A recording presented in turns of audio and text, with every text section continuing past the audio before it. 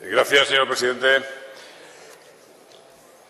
Señor Angulo, nosotros no estamos haciendo una crítica de la profesionalidad de los trabajadores de la agencia tributaria. No se escondan detrás de ellos. Naturalmente que reconocemos su profesionalidad y su trabajo, pero efectivamente la injerencia y las torpezas del ministro lo que demuestran es que hay injerencias porque algunos responsables dimiten precisamente en defensa de su honorabilidad y de su profesionalidad. Esa es la prueba palmaria de que hay injerencias, ¿no? Cuando hablamos de medios, ciertamente en los presupuestos del Estado 2014, tercer presupuesto que ustedes elaboran, tasa de reposición 10% de los trabajadores de la agencia.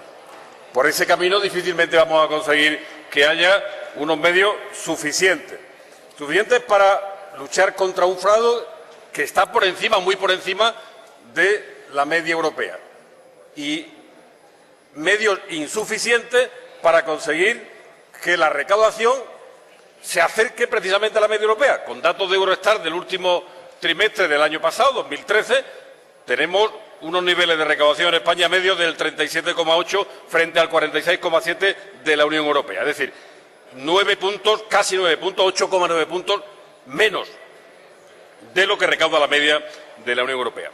Y por tanto, el problema no es de exceso de gasto, es un problema de falta de ingresos. Tenemos un gasto medio 5 puntos por debajo de la Unión Europea. Por tanto, ¿qué queda de manifiesto? Bueno, pues un sistema tributario insuficiente, incapaz de generar los recursos para sostener los servicios públicos básicos, una injusta distribución de las cargas y un alto nivel de fraude y elusión fiscal. Y frente a eso, ¿qué es lo que hacemos? Bueno, pues lo que le estamos planteando es dejen de hacer injerencias ilegítimas en la agencia tributaria, doten de medios a la agencia, dótenla para que tengan unos niveles de recursos similares a los que tienen agencias tributarias de países con los que nos homologamos. Y, desde luego, los mensajes que ustedes han dado en relación con todo esto en este tiempo, aparte de no hacer la reposición de las personas que se jubilan, han sido la amnistía fiscal. No es un mensaje muy edificante para la conciencia fiscal del conjunto de los españoles. Y cita usted también el Código Penal.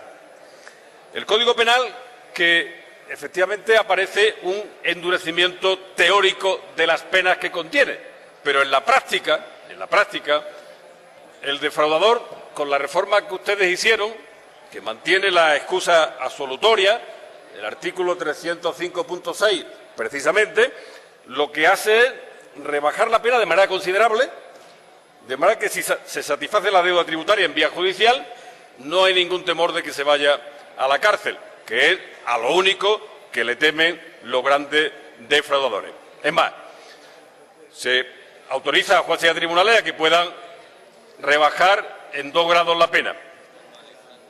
La multa podía ser entre el 25 y el 50% en esa vía, incluso inferior a la que se pone en el ámbito administrativo. Lo que se ha enviado al defraudador es un mensaje claro, de tranquilidad, diciendo, bueno, ya hay muchas dificultades para la agencia tributaria, acabe descubriéndolo, hay pocos medios, pero si esto ocurriera, en ningún caso tiene usted el riesgo de ir a la cárcel porque por esta vía de la excusa absolutoria se ha librado de eso. La pregunta es, ¿para qué sirve el endurecimiento de las penas? ¿Para qué? Efectivamente, se hizo en ese Código Penal que se publicó en diciembre, esa reforma, diciembre de 2012, el día 28 de diciembre, por cierto, Día de los Inocentes.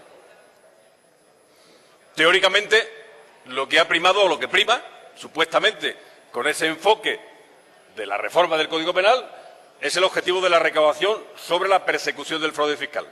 Pero en la práctica, la percepción de que el riesgo es mínimo, lo que hace es reducir la recaudación en el presente y en el inmediato futuro. Por lo tanto, nosotros lo que planteamos es que haya más medios que tengan un nivel similar al que tiene la agencia tributaria de países con los que nos homologamos y que efectivamente a lo largo de los próximos años se pueda hacer un esfuerzo sostenido de dotación de medios, incrementándolo.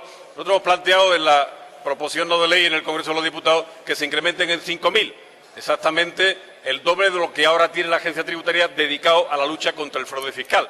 Por ese camino tenemos que ir. Al final se trata de dotar al único instrumento del Estado que tiene que nutrir de recursos al conjunto de las políticas públicas, de la suficiencia, de la capacidad, de la equidad suficiente en el sistema tributario para que la presión de los ciudadanos no sea la que contenía el último barómetro del CID de octubre pasado, que decía que los impuestos se cobran de forma injusta en España y que no se lucha suficientemente contra el fraude fiscal, en un porcentaje del 87% de los ciudadanos. Esa es la responsabilidad del Parlamento y, por supuesto, la responsabilidad básicamente del Gobierno, que tiene que trabajar en esa dirección. Gracias, presidente. Muchas gracias, senador.